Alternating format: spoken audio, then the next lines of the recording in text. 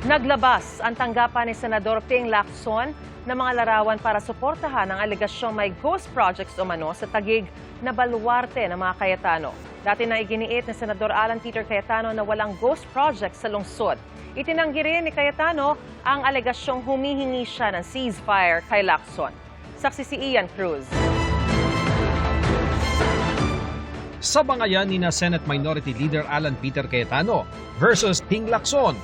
Huling alegasyon ni Lacson, may mga anomalya umano sa flood control at iba pang infrastructure projects sa baluarte ni Cayetano sa Taguig.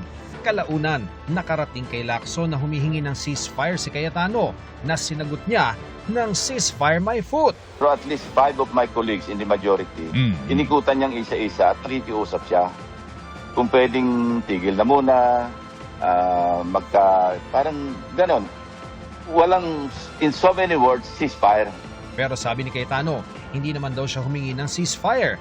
Sabay inalmahan ang pagkukumpara ng mga proyekto sa Taguig sa ghost at substandard projects sa Bulacan. Yung sinabing, we are worse than Bulacan. Napakalaking, ano ba yung pondo sa Bulacan, sa isang distrito lang yon, times 5 ba? Kaso sa Taguig. Tapos sa Taguig, yung pondo, kasama naman dyan mga kalye, kasama dyan mga multi-purpose buildings, school buildings. At sa Taguig, makikita nyo, gumaganda ang buhay ng mga tao. I really don't mind the investigation. Basta patas lang. Pero sabi ni Lacson, may mga ebidensya raw na magtuturo na kontrolado ni Cayetano ang operasyon at iba pang aktibidad ng Department of Public Works and Highways o DPWH sa lungsod. Sabi pa ni Lacson, sa tulong ng mga informante, nabuo na nila ang money trail, nabatid ang daloy ng mga komisyon mula sa mga proyekto kaya sinimulan na nilang isumite ang mga nakalap na ebidensya sa Office of the Ombudsman.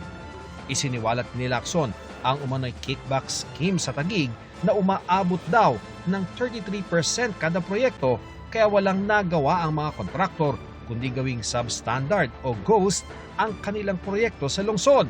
Dokumentado lahat ito, hindi ito yung chismis, hindi ito yung sabi-sabi. Meron kaming contract ID, kumpleto yon. Meron kaming progress billing, may mga petsa yan, kumpleto. Ilang larawan ng mga proyekto sa Taguig ang inilabas ng tanggapan ni Lacson para suportahan ang alegasyong may ghost projects din sa syudad ni Cayetano.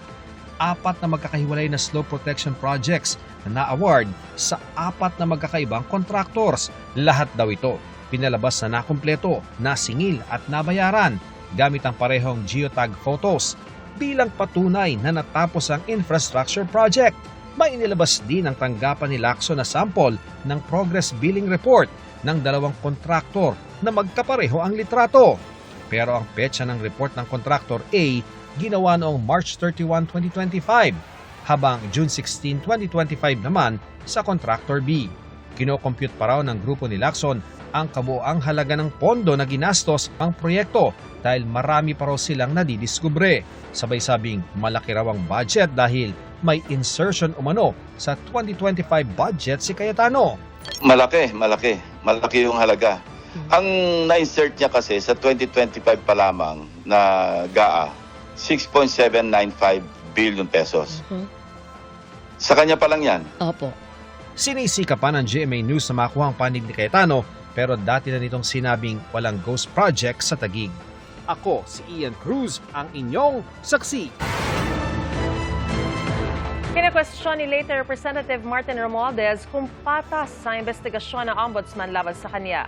Ayon sa dating House Speaker, pantay na hustisya ang hinihingi niya pero gumagamit aniya ang Ombudsman ng mga testigo na naharap sa kasong cyber libel at perjury para siya at siya lamang ang ituro.